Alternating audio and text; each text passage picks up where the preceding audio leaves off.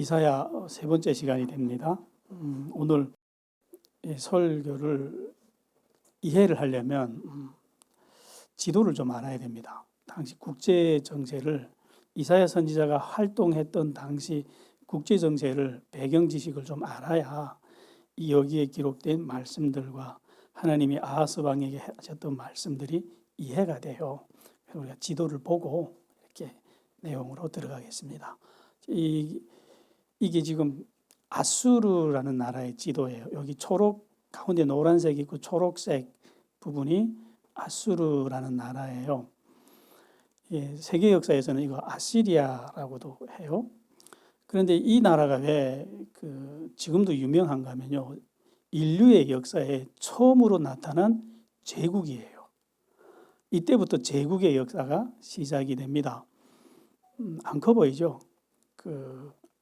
우리가 지금 옆에 중국이라는 이렇게 비정상적인 나라가 이렇게 너무 크게 떡 있으니까 저게 안 커 보일 수 있는데, 당시에는 저게 처음으로 나타난 대제국이었어요. 그 정도로 큰 나라예요. 그 전까지는 다 조그만 나라들이 서로 이렇게 막 싸우면서 살았는데, 이 나라가 이제 어디까지 커지냐면 이게 다가 아니에요. 앞으로서 애굽까지 내려갑니다. 아수르의 영토가. 그런데 그 밑에 빨간 박스를 만든 체크해 놓은 게 있죠. 거기가 가나안 지역이에요. 저 빨간 박스 안에 우리가 지금 보는 유다, 북이스라엘, 아람, 모압, 암몬, 에돔, 이런 조만조만 나라들이 정말 그 자갈 같은 나라들이 옹기종기 모여 있는 거예요.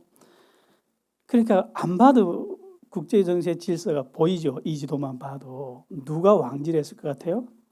아수르, 아시리아라는 나라가 제국이 돼가지고 이 온 세상을 호령을 할 때였어요. 그런데 지금도 여러분 유튜브에 들어가서 아시리아라고 검색을 해보세요. KBS, MBC에서 만든 다큐멘터리들이 많이 나와요. 이게 지금도 세계사에서 유명한 게 뭐냐면 저 나라 너무나도 끔찍하게 잔인했던 나라예요. 지금도 세계사에서 보면 인간이 이렇게까지 잔인할 수 있느냐 상상을 못해요. 그러니까 당시 이 나라 밑에 눌려 살았던 나라들은 얼마나 고달팠겠어요. 근데 이 나라를 왜 제국이라 그러냐면요, 지금 중국이 아무리 커도 제국이라는 말은 안 붙여요. 근데 이 나라는 제국이라 그래요. 제국이라는 게 무슨 말이냐면요, 다른 나라를 침략해서 조공을 받기 시작하면 그때부터 제국이 돼요.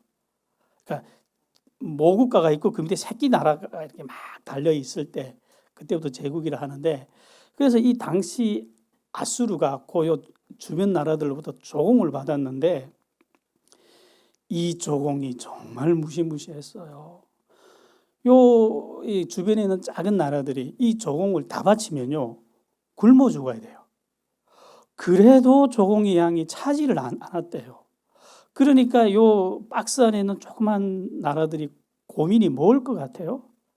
조공을 내다가 굶어 죽느냐, 싸우다가 죽느냐, 둘 중 하나밖에 없는 거예요. 우리가 북한에서 앉아서 굶어 죽든지 가다가 총에 맞아 죽든지 에이씨 하고 일어나서 왔잖아요. 그것처럼 이 주변 나라들이 그런 절체절명의 위기로 지금 몰린 거예요. 이 난폭하고 잔인한 나라의 조공 때문에. 근데 이 아수르 나라가 당시 이사야 선지자가 활동을 할 때 유다에서 아하스 왕이 왕노릇 할 때 무슨 일을 벌였냐면요, 이 지도 그 동쪽 편에 보면 우르무트라는 땅이 보여요. 보이죠? 찬찬히 보면. 이 우르무트라는 지역하고 전쟁을 벌인 거예요. 그래서 이렇게 차지해서 자기 땅을 만들기는 했는데 이 우르무트하고 전쟁을 시작한 거예요. 그 지역을 또 먹겠다고. 근데 이 우르무트 지역도 이게 약한 나라가 아니었어요. 작은 나라가 아니었어요. 그런 나라를 집어삼키겠다고 지금 아수르가 전쟁을 일으켰는데, 이것 때문에 무슨 사태가 일어나냐면 지금 러시아가 우크라이나하고 전쟁을 하잖아요. 근데 지금 전쟁을 지속할 수도 없고 끝낼 수도 없고 해서 허걱거리잖아요. 지금 러시아가 진퇴양난에 빠졌잖아요. 그때 아수르도 지금 러시아 같은 상황을 만난 거예요. 상대가 약하지 않으니까 어떻게 단방에 끝내려고 들어갔는데 이게 전쟁이 쉽게 안 끝나니까 좀 허걱거리는 거예요, 이 아수르가. 그러다 보니까 아수르의 주력 부대가 다 어디로 가 있을까요? 저기 동쪽으로 몰려가 버린 거예요. 거기에 이 우르무트와의 전쟁에서 하늘하고 이 옆에 서쪽에 박스 안에 있는 이 가나안 지역을 돌볼 수 있을까요? 전력 공백이 생긴 거예요. 그러니까 요 조그만 나라들이 기회가 왔다 이렇게 된 거예요. 이야, 저 지금 동쪽에서는 우르무트하고 싸우고 이때 우리가 힘을 합쳐가지고 연합군대를 만들어서 또 남쪽에서 전쟁을 하자 이렇게 된 거예요. 그러면 양쪽에서 전쟁이 벌어지면 아무리 강대한 아수르라 해도 딸릴 거잖아요. 그러면 아수르를 좀 눌러버리고 이 무시무시한 조공에서 벗어나자 이렇게 된 거예요. 굶어 죽든지 이렇게 앉아서 굶어 죽을 바에는 싸우다가 죽든지 이기든지 해보자. 이래서 국제정세가 완전히 대전쟁의 혼란에 들어가기 시작해요. 다음 지도를 주세요. 요게 아까 빨간 박스 안에 있던 나라들이에요. 여기 유다도 있고 북쪽에 보면 북이스라엘도 있고 그 북쪽에 보면 아람, 그리고 모압, 암몬, 에돔 조만조만 나라들이 다 옹기종기 모여 있잖아요. 여기서 반란이 일어나는데 누가 이 반란의 깃발을 들었냐면 아람 왕 르신이, 아람 왕이 일어나자 하고 깃발을 든 거예요. 이대로 말라 죽지 말고 싸우다 죽자 하고 깃발을 든 거예요. 그래가지고 북쪽 이스라엘 베가 왕을 찾아간 거예요. 이게 역대하 열왕기에 다 있는 내용이에요. 그래가지고 베가 왕한테 가서 우리가 그 연합 군대를 만들어서 동맹을 만들자 하니까 베가 왕도 너무 조공에 시달리다 보니까 하자 이렇게 된 거예요. 야, 기회가 왔어 하고 하자 해서 아람 나라와 북이스라엘이 연합을 했어요. 동맹을 맺고 주변 나라들에게 명령을 해버린 거예요. 이제 힘이 세니까 암몬, 모압, 에돔, 그다음에 남유다 보고 너희들도 이 동맹에 참가해라 이렇게 된 거예요. 근데 유다 왕 아하스만은 난 싫어 이래 버렸어요. 다른 나라들은 그래 맞다 해보자 하고 다 뭉치는데 유다 왕 아하스만은 싫어 이래 버린 거예요. 왜 그랬을까요? 우리 지난 시간 설교가 기억에 있는 분들은 답을 알아요. 왜 그랬을까요? 얼마 전에 아람하고 북이스라엘이 차례로 들어와서 이 유다 나라를 껍데기를 발라갔잖아요. 그게 지금 속에 분노가 부글부글 끓는데 오늘 와서 동맹을 하자네? 여러분 같으면 하겠어요? 먼저 이 사과부터 하라고 이러지 않을까요? 분위기가? 나를 때릴 때는 언제고 이제 와서는 뭐 친한 척 하자고 그 사과부터 하고 전쟁 배상금부터 내놔. 분위기가 이렇게 된 거예요. 그래가지고 아하스 왕이 싫어 이렇게 된 거예요. 그러니까 이 상황이 어떻게 돌아가냐면 아람 나라가 완전히 화가 나요. 지금 아람 나라하고 북쪽 나라 베가 왕의 입장에서는 지금 벼랑 끝에 서 있는 상황이에요. 왜냐하면 아수르라는 이렇게 힘세고 난폭한 나라를 대항을 해서 반란을 시작했잖아요. 정작 시작을 했는데 지면 다 죽습니다. 가족이고 자기고 다 죽어요. 사생결단해서 이겨야 됩니다. 이때는 집안에는 고양이 손이라도 빌어서 갖다 써야 되는 판이에요. 아이 근데 유다의 아하스 왕만은 중불나게 싫어 이래버렸단 말이에요. 마음이 어떨 것 같아요? 머리에 불 달린 것처럼 열이 받은 거예요. 꼭지가 돌아가지고 베가 왕도 지금 화가 난 거예요. 그러니까 이게 전번에 공격해 들어갔을 때 비실비실한 거 불쌍해서 살려줬더니 아직도 뻗대네? 이래가지고 베가 왕하고 약속을 합니다. 우리 저거부터 치자. 저걸 때려가지고 저놈을 아주 죽여버리고 이번에는 다부엘의 아들을 자기 꼭두각시 왕으로 만들어서 해보자 이래가지고 이 북이스라엘과 아람 나라가 연합을 해가지고 이 유다를 향해서 전쟁 선포를 해버려요. 자, 이 소문이 유다 나라에 찾아왔어요. 여러분들이 유다 나라 백성이라 합시다. 마음이 어때요? 김정은이 미사일 몇 방 쏴대도 그냥 전쟁 일어난다고 발발 떨던 사람들이 지금 이 전쟁이 온대요. 두 나라가 얼마 전에 각기 따로 쳐들어왔을 때도 이 나라가 깝질이 말렸어요. 근데 이번에는 연합해서 온대. 얼마나 무서울까요? 그래서 성경은 이렇게 기록을 했습니다. 이사야 7장 2절에 보면 이거 우리 같이 읽읍시다. 어떤 사람이 다윗의 집에 알려 이르되 아람이 에브라임과 동맹하였다 하였으므로 왕의 마음과 그의 백성의 마음이 숲이 바람에 흔들림 같이 흔들렸더라. 이제 이 말씀이 이해되죠? 배경을 쭉 알고 보니까 왕의 마음과 그 백성의 마음이 숲이 바람에 흔들림 같이 흔들렸대요. 나라는 대공황 상태에 빠진 거예요. 농부들이 밭에 나가 일 안 합니다. 이래서 뭐합니까? 쳐들어오면 다 뺏기는데 목자들이 나가서 양을 안 쳐요. 그건 뭐 저거 내 거냐고 이제. 내 앞에 있다고 내 거냐고. 이제 다 뺏길 텐데. 그래가지고 나라가 저절로 무너지게 생겼어요. 지금 소문만 듣고 너무 무서우니까. 이런 때에 하나님이 이 나라에 개입을 해요. 이 나라의 주인은 누구죠? 하나님이잖아요. 그러니까 하나님이 이사야 선지자를 통해서 개입을 시작합니다. 온 나라의 통곡 소리가 지금 막 하늘까지 차니까 하나님이 그 백성들의 울음소리를 듣고 이렇게 말씀해요. 이사야 선지자에게. 지금 아하스 왕이 윗못 수록 끝에 있는 옥감 표백장의 밭 거기 가면 그 길이 있는데 거기에 지금 아하스 왕이 거길 지나가고 있어. 너 거기 가서 내 말을 전해라 그래요. 그래서 이사야 선지자가 왕이 가는 길 앞에 딱 서 있어요. 이거 죽겠다는 말이에요. 그 옛날에 왕이 지나가는 행차에 백성들이 머리 들면 어떻게 되냐 그대로 죽여버려요. 이 자객인 줄 알고. 옛날에 보면 머리도 못 치어들었어요. 근데 길 한복판에 딱 서 있으면 어쩌자는 거예요? 군대들이 칼 들고 와서 봤더니 죽이려고 선지자예요. 그러니까 다들 꼿꼿해졌죠. 그러니까 이사야 선지자가 이렇게 왕을 향해서 이런 말을 합니다. 왕은 여호와 하나님의 말씀을 받아라 하니까 왕이 말해서 내립니다. 예의는 지켜요. 그래도 아무리 그래도 왕이니까. 그러니까 아하스 왕에게 이사야 선지자가 이렇게 말씀을 합니다. 이런 하나님의 말씀을 전달합니다. 너는 조심하며 침묵을 지켜라. 이 국제 정세가 이렇게 혼란할 때 조용하라는 거죠.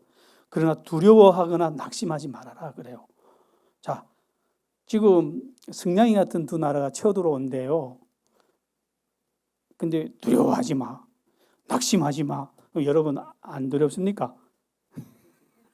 하나님 말씀이니까 우리 아멘하고 받아야지. 입으로는 아멘 할 수 있어요. 근데 마음이 안 편안하냐고.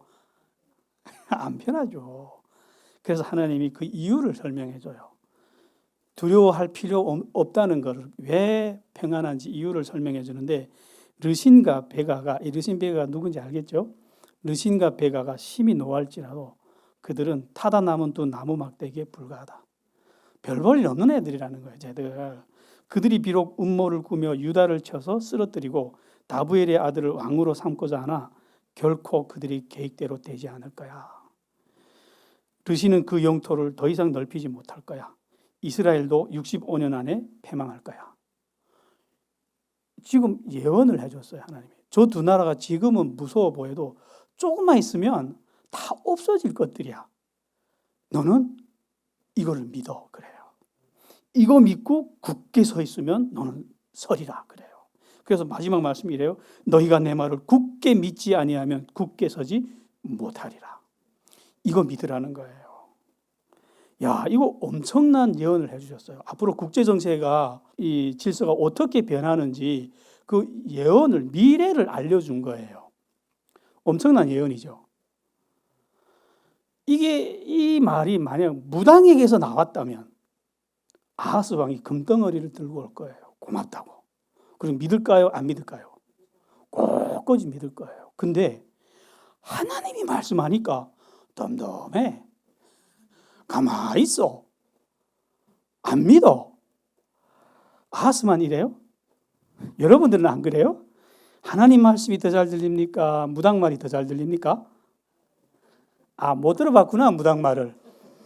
전 들어봤어요. 옛날에 그 중국에 탈북에 갔을 때, 그때 하나님을 몰랐을 때예요.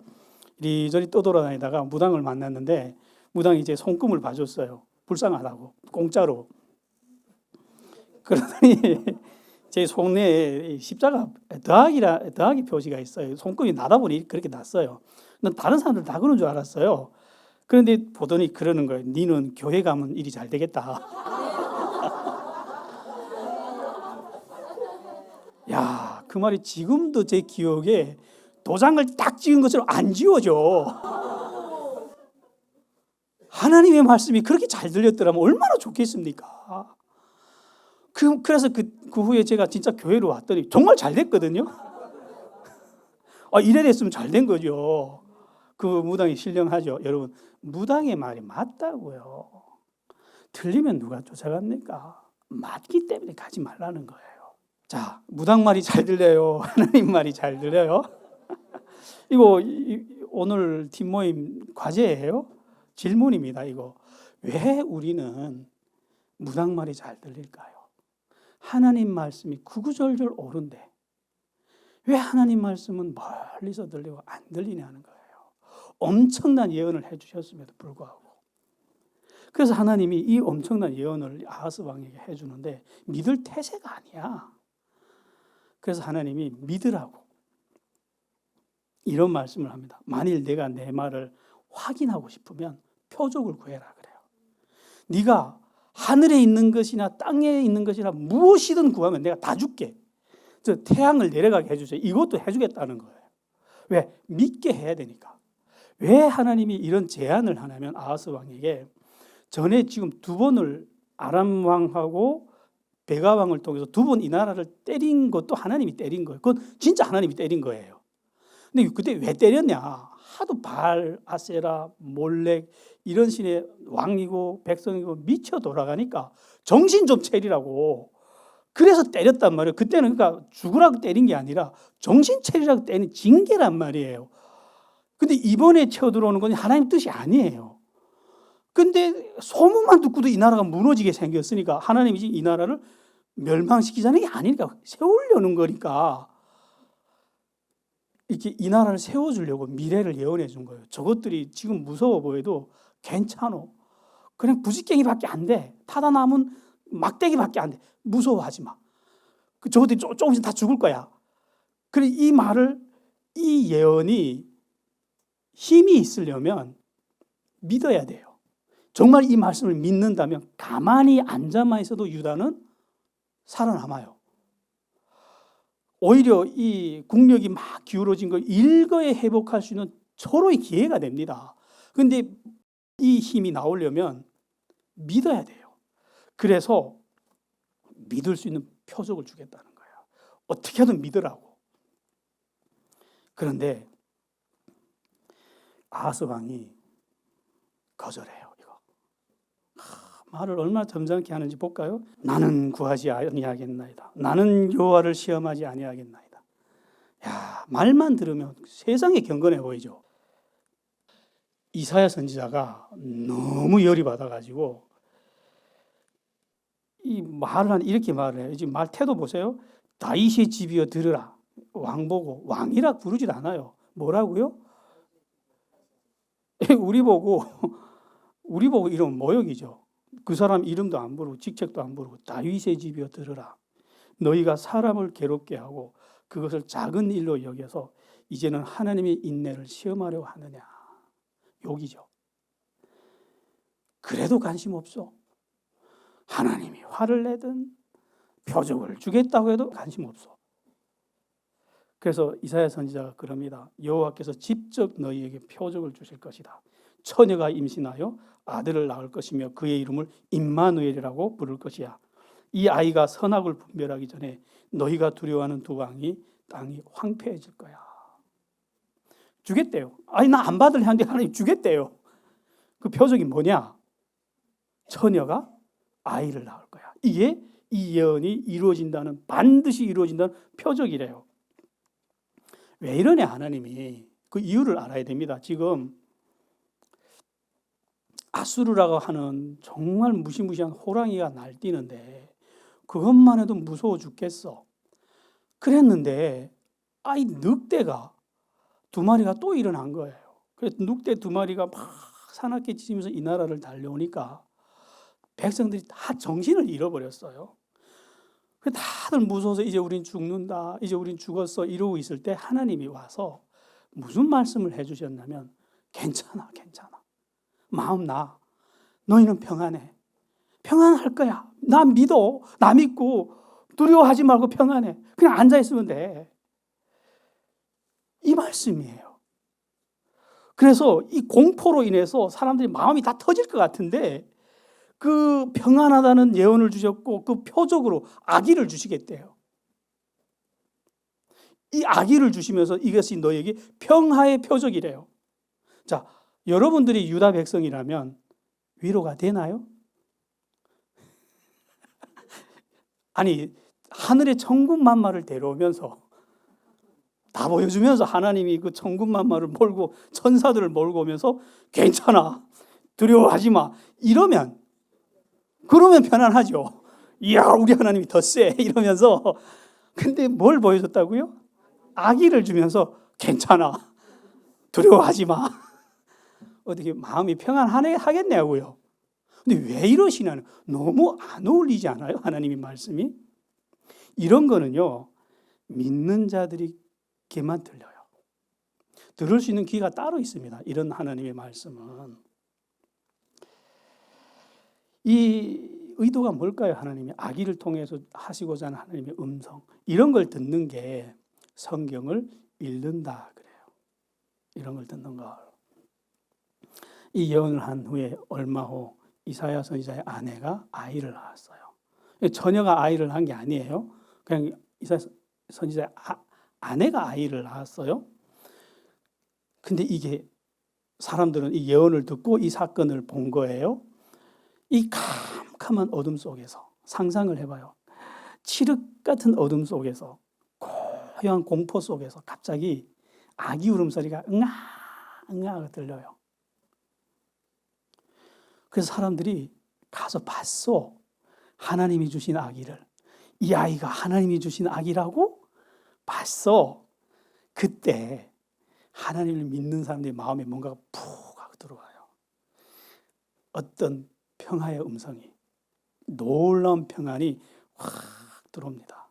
이런 걸 듣는 게 그의 백성이에요.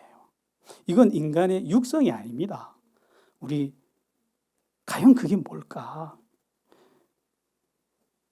비유를 할게요. 지금 밖에는 사나운 늑대들이 집을 에워싸고 막 물어뜯고 있어요. 근데 집이 우리처럼 콘크리트로 만든 집이 아니고 다 썩어가는 판자로 만든 집이에요. 늑대들이 막 판자를 물어뜯는데 조금만 있으면 쓰러지는 것이 분명해, 이 집에. 근데 그런 집안에 여러분들이 지금 다 옹기종기 모여 있어. 이제 이 집이 쓰러지고 늑대 무리가 들어오면 우리는 다 갈기갈기 찢겨서 죽어야 돼요. 얼마나 두렵겠습니까? 그러면 여러분들은 누구를 바라봐요? 그렇죠. 집안의 아버지를 쳐다볼 거잖아요. 미국 속담에 이런 게 있더라고요. 밖에 천둥 번개가 칠 때 아이들이 할아버지를 바라보면, 그 할아버지가 책을 읽으면 아이들은 마음을 놓는다 그래요. 그래서 하나님을 쳐다봤는데, 하나님 우리 이제 어떻게 해요? 하고 바라봤는데 하나님이 웃으면서 아기를 주시는 거예요. 괜찮아. 뭐가 들려요? 사람의 눈으로 볼 때는 너무 위험하고 불안하고 두려운 상황이지만 괜찮대.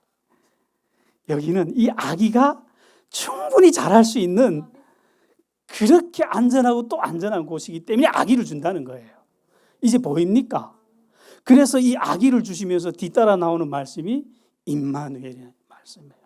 왜 안전하냐? 내가 너희와 함께 있잖아. 이 아기 100명이 와도 괜찮아.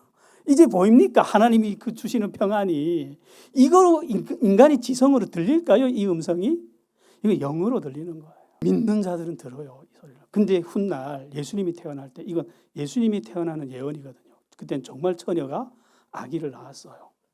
근데 그때도 이스라엘 나라는 얼마나 잔인하고 포악한 상태였냐면 온 나라 백성이, 유대인들이 겉으로는 하나님을 경배하지만 마음속에서는 하나님을 다 반역한 상태예요. 그리고 헤롯 왕이 이 아이를 죽이려고 왕이 날뛰어요. 정말 오시면 안 되는 때에 예수님이 아기로 태어났다고요. 정말 위험하기 짝이 없는 그때 태어났다고요. 정말 캄캄할 때. 근데 그 아기가 태어났을 때 천사들이 뭐라고 노래했는지 아세요? 누가복음 2장에 보면 이렇게 기록이 되어 있어요. 천사들이 땅에 와서 막 아기가 태어났다 기뻐하면서 이런 노래를 불렀어요. 지극히 높은 곳에서는 하나님께 영광이요, 땅에서는 기뻐하심을 입은 사람들 중에 평화로다. 왜? 이제는 임마누엘 하나님이 함께 하시기 때문에 세상의 군왕이 날뛰어도 하나님을 바라보고 그 아기를 바라보는 우리에게는 어떻다? 우리는 안전하다는 거예요. 우리는 평안하다는 거예요.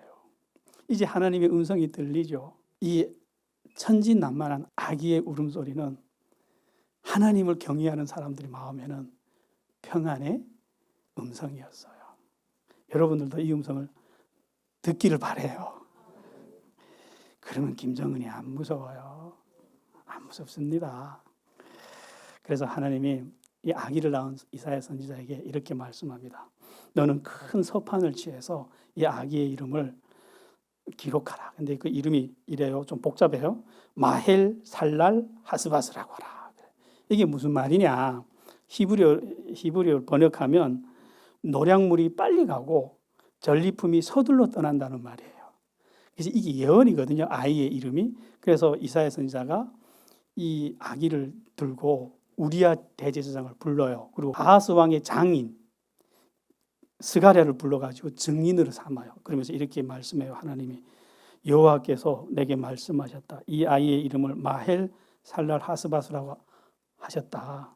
이 아이가 아빠 엄마라고 부르기 전에 아람의 재물과 북이스라엘의 노략물들이 모두 아수르 왕에게 빼앗기게 될 거야. 예언인 거예요. 이 아이는. 그러니까 무슨 말이죠? 괜찮아, 마음 나, 이 뜻이죠. 이 아기가, 그래서 제가 물어봤어요. 아기 엄마들한테 아기가 한 얼마나 자라야 엄마 아빠라고 부를 수 있는지. 제가 한 6, 7개월 키우면, 저는 잘 모르겠습니다. 아무튼 한 1년 키우면 엄마 아빠라고 부르나요? 그 전에 저 두 나라 없어져. 그러니까 너 마음 나. 평안의 약속이죠. 이것도. 이렇게 하나님은 평안할 수 있는 모든 증거를 다 줬어요. 그러면서 두려워하지 마. 이랬어요. 이제 아직도 두려우세요? 이제 전쟁이 일어난다면 여러분들이 두려울까요? 그러면 그 아기를 못 본 거예요. 아직. 아기를 본 사람들은 안 무서워요. 그 아기가 이제는 우리 왕이 됐거든요. 아하스 왕은 이 하나님의 말씀을 받지 않았어요. 그리고 예언도 표적도 받지 않았어요. 그는 그가 바라보고 믿는 것은 아수르 왕이었어요. 당시 아수르 왕은 디글랏빌레셀 3세였어요.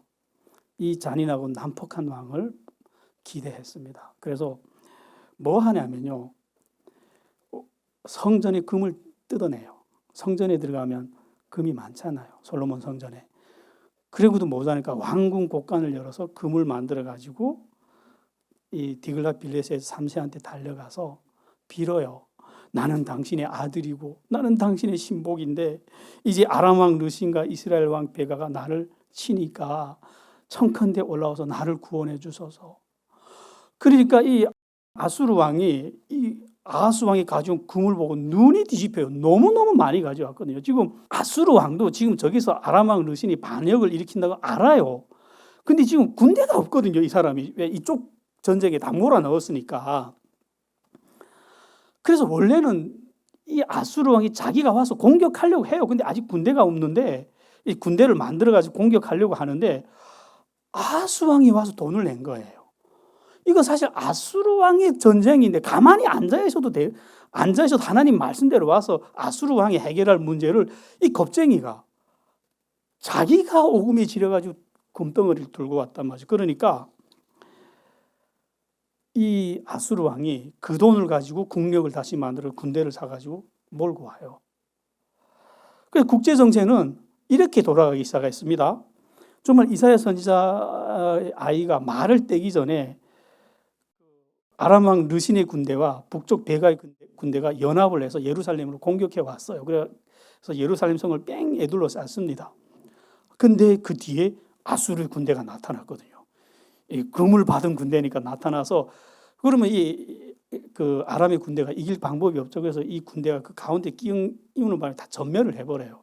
그래서 이 아수르 왕이 이 반역을 이제 해결을 해야 되잖아요. 그런데 항상 법에서도 주모자하고 추종자는 다르게 취급을 하잖아요. 그것처럼 이 반란의 주동자가 누구죠? 아람 왕 르신이잖아요. 그러니까 아람 왕 르신 그냥 죽여버립니다. 그리고 아람이란 나라는 지도에서 삭제를 해버려요. 그 이후부터 아람이란 나라는 지금까지 없어졌어요. 나타나지 않습니다. 그런데 북이스라엘 베가는 추종자잖아요. 그러니까 이건 완전히 죽이지 않고 사마리아 주변에만 땅을 한 줌 남겨놓고 몽땅 빼앗아가 버렸다. 그래요. 그래서 북이스라엘은 그때 나라가 완전히 쪼그라들어서요. 농구만하게 쪼그라듭니다. 나라 꼴이 없어졌죠. 그렇게 해서 결국 다시 이 나라에 유다에게는 평화가 왔어요. 자, 하나님의 예언이 이루어진 거예요. 아하스 왕이 금으로 산 평화예요. 그림이 좀 이상해지지 않았어요?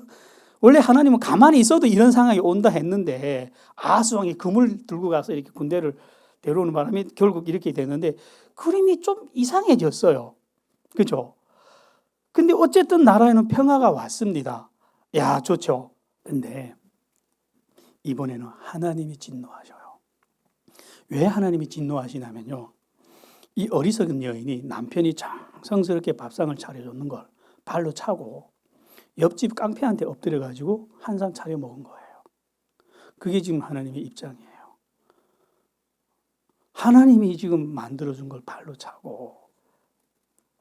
그래서 하나님이 이런 말씀이 내려와요. 이사야 선지자를 통해서. 이스라엘이 유다로부터 분리된 이후 지금까지 겪어보지 못한 가장 무서운 재난을 너희에게 내릴 것이야. 그날에 여호와께서 벌떼와 같은 아수르 군대를 불러오실 것이야. 그들은 거친 바위 동굴과 가시덤불과 그 밖에 모든 푸른 땅에 앉으리라. 주께서 데려온 면도칼 곧 아수르 왕은 너희의 머리털과 발털을 밀고 너희의 수염을 깎을 거야. 이렇게 재앙을 예고했어. 이제는 하나님한테 얻어맞아야 돼. 이제는 양떼와 소떼가 모두 흩어져 우리의 소 한 마리나 양 두 마리가 남아 있어도 그 농부에게는 행운이 될 것이야. 참혹한 징계가 이 나라에 온다는 말이죠. 왜 이러시냐면요. 이건 이제부터 우리말이에요. 하나님을 믿어야 될 사람이 다른 걸 믿으면 하나님은 그걸 들고 그 사람을 패요. 이 하나님을 믿어라 했더니 아수르 왕을 믿었잖아요. 그러니까 하나님이 너 아수르를 믿니? 하고 아수르를 들어서 때리는 거, 채찍 삼아서 때리는 거예요. 그러니까 이건 믿을 존재가 못 돼. 이걸 가르치려고. 우리 겪어봤잖아요. 북한에서 김일성이 우리에게 이 밥에 돼지고기국을 준다고 그래 찬양하고 그걸 충성했더니 어떻게 됐어요? 그 김일성 일가 때문에 우리가 다 굶어 죽었잖아요. 지금도 굶잖아요. 쌀밥은 구경도 못 해보고 여기서는 강아지도 안 먹는 거를. 지금도 그래요. 여러분들이 하나님을 믿어야 될 사람이 다른 걸 믿으면 그게 채찍이 될 겁니다. 아하스 왕이 이 전쟁이 끝난 다음에 다메섹으로 갑니다. 아람 나라 수도 다메섹으로 가요. 거기 가보니까 이미 르신 왕은 죽었고 그 궁전은 아수르 왕이 다 차지하고 있죠.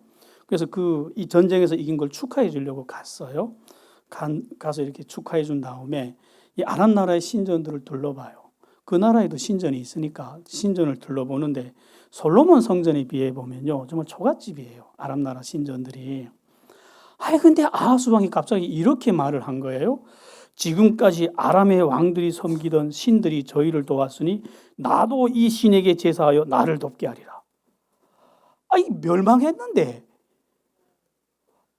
멸망한 나라의 신들을 섬겨서 나를 돕게 하겠다는 거예요. 야, 하나님이 하늘이여 들으라 땅이여 들으라 통곡하는 이유가 좀 느껴지나요? 사람이 얼마나 어리석어지면 이렇게 어리석어지냐는 거예요. 마치 몽유병 걸린 사람 같지 않아요? 그래서 아하스 왕이 그때부터 이 신전을 그대로 들어서 예루살렘으로 옮겨요. 그리고 그 신전에서 아침과 저녁으로 이 제사를 드리는데 온 나라 백성들을 다 긁어서 왕과 함께 제사를 드립니다. 그리고 얼마나 열심히 섬겼으면 여호와의 전 안에 있는 기구들은 다 들어서 이 신전으로 옮겼대요. 그러니까 예루살렘은 신들의 백화점이 됩니다. 이미 북이스라엘부터 수입해온 바알, 아세라, 밀곰, 몰렉 이런 것들을 가득한데 거기다 또 아람 나라에서 가져온 이름도 모를 기괴한 신들로 가득히 들어찬 거예요. 하나님이 가만히 있을까요? 하나님이 이런 말씀을 합니다.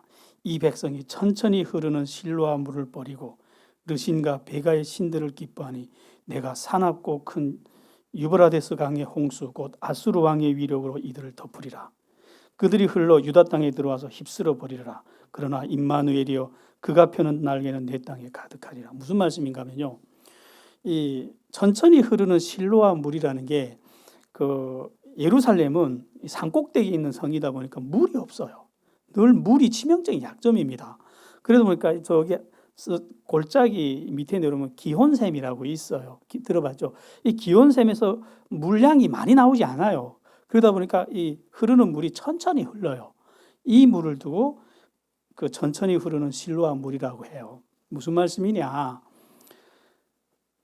너희가 예루살렘에 지금까지 함께 너희와 거하셨던 하나님을 버리고 북이스라엘의 신들과 아람 나라의 신들을 섬기니 그러면 내가 그것 때문에 아수르라는 큰 홍수를 가져올게.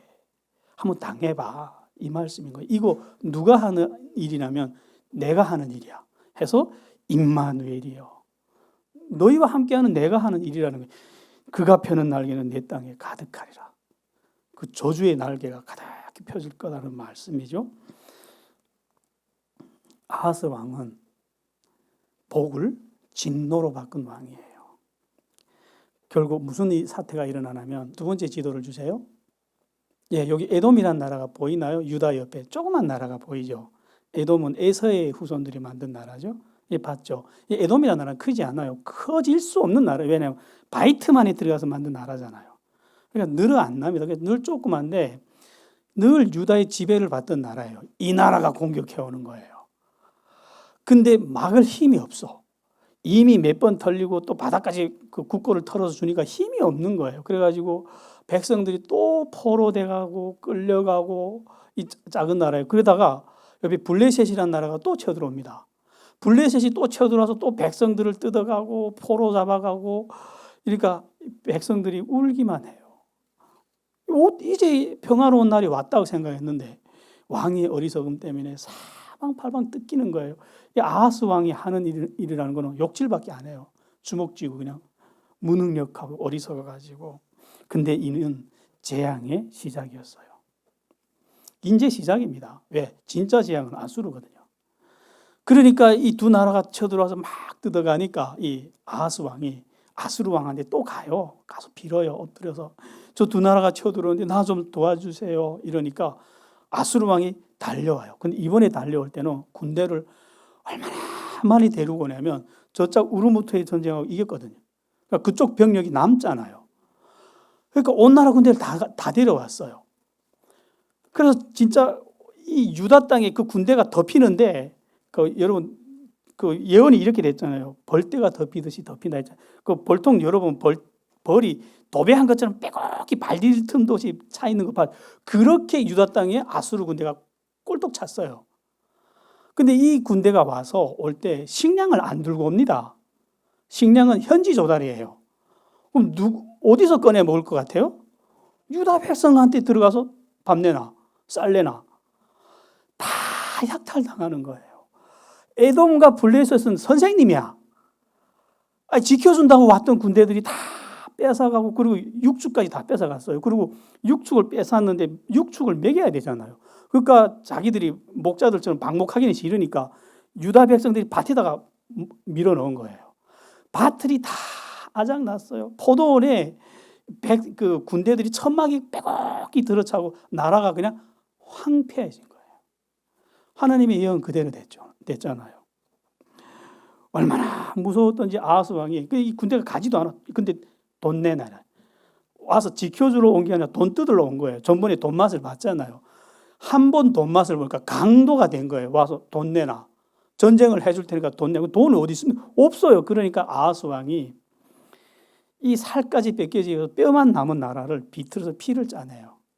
나라 국고 다 털고 돈이 없으니까 장관들의 집까지, 부자들의 집까지 다 털어서 돈을 만들어 줬대요. 그러면 약속대로 이 두 나라를 전쟁을 해줘야 되는데 전쟁도 안 해줍니다. 가서 그 나라 블레셋 나라 가서 주권을 인정해주고 그것도 자기 조공국가로 만들어버려요. 나라가 백성들도 다 발가 뺏기고 왕이고 백성이 다 홀딱 뺏겨서 하나님이 이렇게 예언했거든요. 주께서 데려온 면도칼 곧 아수르 왕은 너희 머리털과 발털을 밀고 너희 수염을 깎을 거야. 고대식이 수염을 깎는다는 건요, 수치입니다. 남자라면 자살해 죽을 만한 수치입니다. 이게 그 역대하 기록에 보면요, 그때 이 아수르 왕이 아하스 왕을 얼마나 사납게 들들 볶았냐면 너무 무서워서 아하스 왕이 자기 궁전에서 성전으로 가는 밀실 통로를 새로 만들었대요. 근데 이게 누가 한 일이라고요? 하나님이 하신 일이라고. 축복을 뒤집어서 재앙으로 바꾼 결과예요. 이게 다 어리석은 왕 때문에 이런 일이 일어났잖아요. 그러니까 백성들이 통곡을 합니다. 저 바보 같은 왕 때문에 백성들은, 나라는 이제 멸망할 일밖에 안 남은 거예요. 그러니까 백성들이 왕을 조롱하기 시작해요. 이러면 무슨 사태가 일어나냐면요, 백성들이 마음이 의지할 곳이 없어요. 그러면 무당 찾아가고 신접한 자를 찾아가고. 신기한 게 뭔지 아세요? 이사야 선지자 말이 다 맞잖아요. 지금 다 사실로 이루어지잖아요, 예언들이. 근데 이사야 말만은 안 들어. 무당의 말은 듣는데, 그 죽은 자들이 영혼을 끌어올려서 산 자들이 미래를 예언하는데 그거는 듣는데 이사야의 말은 안 듣는다는 거예요. 왜 이럴까요? 이렇게 나라가 캄캄한데 희망의, 밝은 빛 같은 희망의 예언이 내려와요. 왜? 그 속에서도 한 줌 아주 숫자는 작아도 하나님을 경외하는, 우리처럼 하나님 말씀 듣는 사람도 있었거든. 이 사람들한테 힘을 주시려고 희망의 예언이 나오는데 이렇게 나와요. 이사야 9장에 보면 흑암에 행하던 백성이 큰 빛을 보고 사망의 그늘진 땅에 거주하던 자에게 빛이 비치도다. 빛이 비친대요. 숨 쉬겠죠. 살겠죠 이제. 근데 무슨 빛이 비치냐? 이런 빛이 비친대요. 이는 한 아기가 우리에게서 낳고 한 아들을 우리에게 주신 바 되었는데 그가 누구냐? 그의 어깨에는 정사를 메었고, 왕이라는 말이죠. 정사를 메었고 그의 이름은 기묘자라, 지혜자라는 말이에요. 모사라, 전능하신 하나님이라, 영존하시는 아버지라, 평강의 왕이라. 이런 왕이 온대요. 왕 때문에 이렇게 고통당하던 나라에 이런 왕이 온대요. 그래가지고 그 사람들이 숨쉬고 살았습니다. 근데 우리한테 이거 예언 아니죠. 그때 사람들에게는 예언이지만 우리는 2000년 전에 이루어진 말씀입니다. 그분은 오셨고 나라를 만들었고 우리 앞에 펼쳐놨어요. 들어봤어요, 여러분들? 예수의 나라에서 삽시다. 그 나라는 지금 우리에게 와 있어요. 기도할게요. 하나님, 감사합니다. 죽을 것 같은 어둠 속에서 예수님이 희망이었습니다.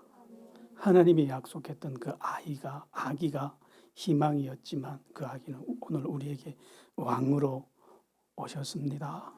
우리가 예수님 안에서만 살게 하여 주십시오. 예수님 이름으로 기도했습니다.